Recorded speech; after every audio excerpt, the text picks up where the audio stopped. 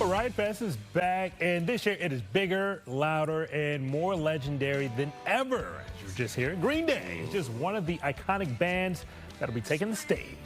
Well, this morning we're excited to get a preview of what's in store and maybe even a story behind the rumored John Stamos tattoo.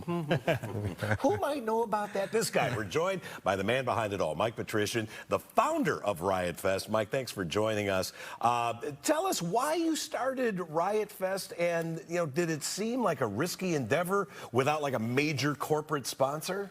I mean, it started inside 20 years ago, and we did like 1,800 people the first year. It was at the Congress Theater, and we didn't move it outside until 2012. So it was just gradual, little festival that could. Word of mouth. Yeah, handing out a lot of flyers in those early days, and but yeah, it kind of grew into something that people care about. And if you would ask me 20 years ago if I have a John Stamos tattoo on my leg, let alone Riot Fest surviving 20 years. But yeah, it's been a great ride. With so many festivals here in Chicago over the summer, over the fall, all the seasons, what do you think sets Riot Fest apart? I think it's our personality. And how would you characterize that? We're goofy. We like stupid things. Like the John Stamos butter sculpture. Right. We're self-deprecating, and that's who we are. We know that we're number 2 in the city, just kind of like Chicago is. Our hearts are the same, I believe. All right, now you've got a Ferris wheel, other attractions. What can fans expect this year besides the, obvious heavy Stamos action going on there? Well, we have Riot Land, which is kind of like it kind of builds every single year where the Stamos statue is. But inside we have a museum. It's the facade of the old Fireside Bowl, which was a legendary punk club. Okay. And bowling. You can bowl there and, see Green Day back in the day. But we turned it into a museum, and everybody in the office curated it, and it's 20 years of our history, but it kind of looks like our office. You got to tell us about this tattoo. Where did that idea come from, and what was that moment when you were like, I got to actually go through it?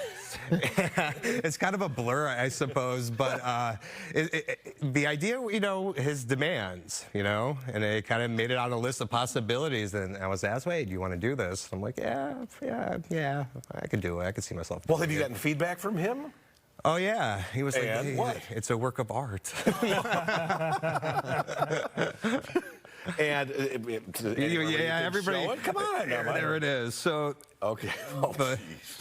How do I get that on camera? There. Oh yeah, we'll get that on. Hold it still there, Mike. Let's get a shot of that. So it's an old, this is an old tattoo of mine. It's an old band logo of a band named Black Flag, and I just incorporated the butter element and then just Stamos underneath, and it's,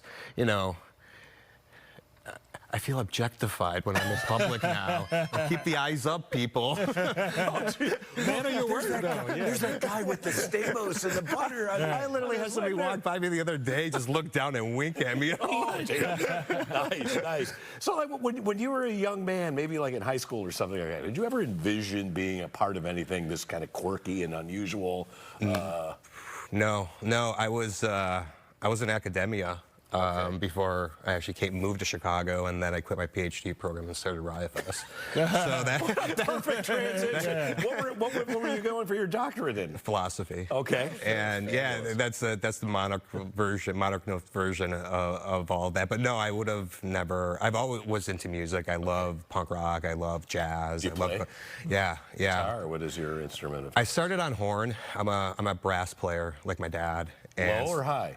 A trombone player. I'm a trumpet player. Okay, sorry about that. No, that's great. Okay. So that's where it started, but I learned guitar along the way, and I was in a band when I first moved here, but I like this side better. Oh, man. All right, Mike, man, you got stories for days. All right, festival. When is the festival happening, and where can people get all their tickets? It starts in literally almost 24 hours. Wow. Okay. That's when the doors open. So it's Friday, Saturday, Sunday. Douglas Park. And yeah, just go to riotfest.org and see the entire lineup. I think it's a good one this year. It sure is. Right, Mike. Thanks so much for your time. You may